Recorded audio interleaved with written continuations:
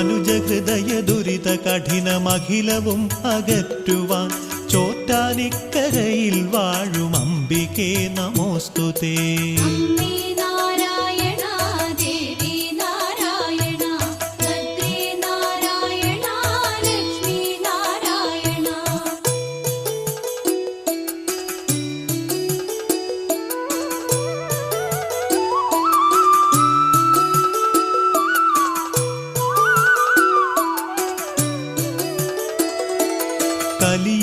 കലിയുഗത്തിലമ്മയാണ് കഥനഭാര സാന്ത്വനം ചോറ്റാനിക്കരയിൽ വാഴും അംബികേ നമോസ്തുതേ.